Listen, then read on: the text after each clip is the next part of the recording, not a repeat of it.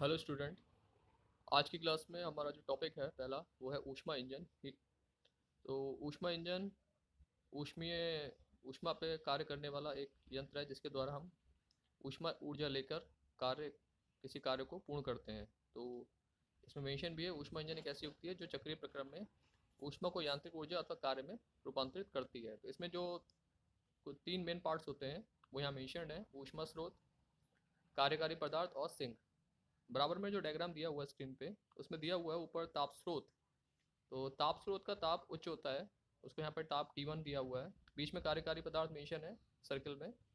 कार्यकारी पदार्थ वो सब्सटेंस होता है जिससे आप कार्य उस इंजन के थ्रू कार्य करते हैं।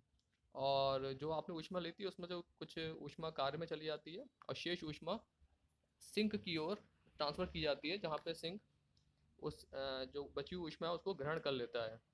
तो जो ऊष्मा स्रोत होता है उसकी ऊष्मा देने की जो कैपेसिटी होती है वो एक अच्छी ऊष्मा स्रोत की, मतलब जो आइडियल ऊष्मा स्रोत है उसकी अनंत होनी चाहिए धारिता। और सिंक की ऊष्मा ग्रहण करने की धारिता अनंत होनी चाहिए। प्रैक्टिकली जो इंजन होते हैं उनकी तो कमी होगी, लेकिन आइडियल केस में इनकी कैपेसिटी अनंत होनी चाहिए। ऊष्मा इंजन का चक्र इसमें आगे आप देखते हैं कि हम जो कार्य करने के लिए ऊष्मा ले रहे हैं T1 ताप पर Q1 और T2 ताप पर Q2 ऊष्मा सिंक को दे देते हैं। तो जो अवशोषित ऊष्मा है कार्यकारी पदार्थ की वो है delta Q, Q1 minus Q2। और ऊष्मा गति के प्रथम नियम से आप जानते हैं कि जो ऊष्मा होती है वो दो पार्ट्स में जाती है, एक तो कार्य में और आंतरिक ऊर्जा की वृद्धि में। तो यहाँ पे जो कार्य के लिए ऊष्मा है वो Q1 माइनस Q2 ली गई है और आंतरिक ऊर्जा में वृद्धि यहाँ पे जीरो है, क्योंकि ये एक चक्रीय प्रक्रम है। तो चक्रीय प्रक्रम में जो आपका कार्यकारी पदार्थ होता है अपनी पुनः प्रारंभिक अवस्था में आ जाता है, इसकी कोई आंतरिक ऊर्जा में परिवर्तन नहीं होता। इसी तरीके से अगर ऊष्मा इंजन की हम दक्षता निकालना चाहें तो दक्षता होती है कि आप कितना ऊष्मा उसे देते हैं इंजन को और उसमें वो कितना कार्य करता है। तो इन दोनों का जो रेशियो होता है वो इंजन की एफिशिएंसी दक्षता कहलाता है। इसे ईटा से प्रतिशत करते हैं। तो ईटा बराबर डब्ल्यू अपॉन Q1, क्योंकि Q1 ऊष्मा हमने दी थी और डब्ल्यू कार्य लिया था। अभी अभी आपने ये भी देखा कि डब्ल्यू जो कार्य है वो Q1 माइनस Q2 के इक्वल है। तो डब्ल्यू की जगह पे हम Q1 माइनस Q2 पुट कर देते हैं इक्वेशन में। सो Q1 minus Q2 upon Q1 मिलता है आपको। आप Q1 से दोनों पार्ट्स को डिवाइड करते हैं तो 1 माइनस Q2 अपॉन Q1 आ जाता है।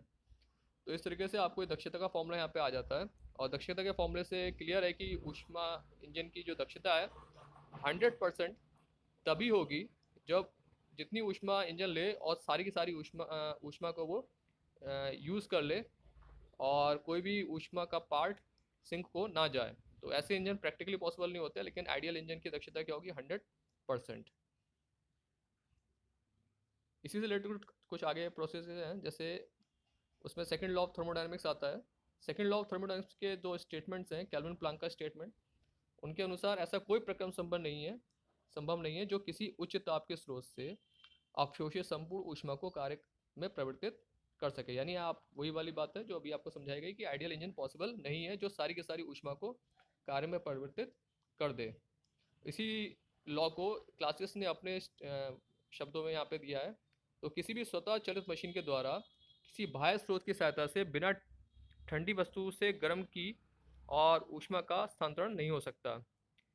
यानी आप किसी ठंडे सिस्टम से ऊष्मा ड्रॉ नहीं कर सकते without any help of working substance. किसी वर्किंग सब्सटेंस की हेल्प के बिना आप ऊष्मा का अवशोषण किसी ठंडे सिस्टम से नहीं कर सकते। यह है क्लासियस का स्टेटमेंट सेकंड लॉ के लिए। तो दोनों ही लॉ अपनी जगह वैलिड है और दोनों का स्टेटमेंट जो है वो अ, दो डिफरेंट वे में इसी लॉ को बताता है। तो आप किसी भी एक लॉ को समझ सकते हैं बेहतर तरीके से, और दोनों समझ जाएंगे तो बहुत ही अच्छा होगा। इसी से रिलेटेड आगे जो टॉपिक है रिवर्सिबल एंड इरिवर्सिबल प्रोसेस, उत्क्रमणीय तथा अनुत्क्रमणीय प्रक्रम। उत्क्रमणीय प्रक्रम मतलब रिवर्सिबल प्रोसेस, ऐसे प्रोसेस जो किसी डायरेक्शन में प्रोपोगेट होते हैं, मतलब उन्हें हम एग्जीक्यूट करते हैं और हम उसको किसी विधि द्वारा वापस उसी पाथ के थ्रू अपनी इनिशियल स्टेट में ला सकें। तो ऐसे प्रोसेस जो होंगे उन्हें उत्क्रमणीय प्रक्रम कहते हैं। तो ऐसे प्रक्रम को होने के लिए कुछ कंडीशन होनी चाहिए। जैसे पहली कंडीशन यहाँ पे मेंशन्ड है, ऊष्मा गति के प्रक्रम धीरे धीरे होने चाहिए। निकाय तथा उसका परिवेश हमेशा ऊष्मीय व रासायनिक साम्यावस्था में रहना चाहिए। इक्विलिब्रियम डिस्टर्ब नहीं होना चाहिए आपके सिस्टम एंड एटमॉस्फेयर के बीच का। और किसी क्षयकारी कारक जैसे घर्षण, शांता आदि के कारण ऊर्जा की हानि नहीं होनी चाहिए, क्योंकि ऐसे कारणों से अगर हानि हो जाती है ऊर्जा की तो उसे पुनः प्राप्त नहीं किया जा सकता। इसलिए इसका विशेष ध्यान रखना है कि ये डिकेइंग कंपोनेंट्स जिसमें ऊर्जा डिके होती है वो नहीं होने चाहिए।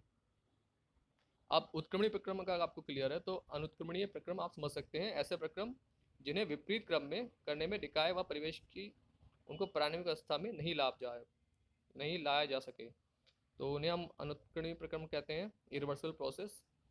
तो ऐसे बहुत से प्रोसेस आपके अराउंड आपको देखने को मिलेंगे, जैसे घर्षण के विरुद्ध किया गया कार्य हो कोई, जैसे आप चलते हैं तो चलने में जो घर्षण होता है, घर्षण में ऊष्मा व्यय हो जाती है, उस ऊष्मा को आप दोबारा रिगेन नहीं कर सकते।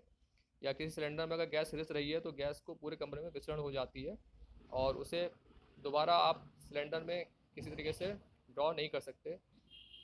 इसी तरीके से गैस का मुक्त प्रसार है, अगर वो फैल जाती है तो उसको हम दोबारा सेम कॉन्फ़िगरेशन में ला नहीं सकते। तो ऐसे प्रक्रम क्या कहलाते हैं? अनुत्क्रमणीय प्रक्रम। तो अनुत्क्रमणिता जो होती है इसकी मुख्यतः दो कारण से उत्पन्न होती है। अनेक प्रक्रम जैसे मुक्त प्रसार व विस्फोटक रासायनिक अभिक्रियाएं निकाय को ऊष्मीय व रासायनिक संतुलन की अवस्थाओं में से ले जाते हैं। और दूसरा, अनेक प्रक्रमों में घर्षण और शांता जैसे क्षयकारी पदार्थ हैं, इनमें जो होती है ऊर्जा व्यय हो जाती है, उसको पूर्णतः समाप्त तो नहीं किया जा सकता। तो ये आज के कुछ टॉपिक्स हैं जो हम लोगों ने डिस्कस किए हैं। आपको अगर कोई चीज़ ना समझ में आई हो, कोई डाउट हो, तो आप कमेंट सेक्शन में कमेंट करके पूछ सकते हैं और वीडियो को दोबारा देखें एक दो बार, तो आपको चीज़ें बेहतर समझ में आएंगी। नेक्स्ट वीडियो मिलते हैं आपसे, अभी के लिए धन्यवाद।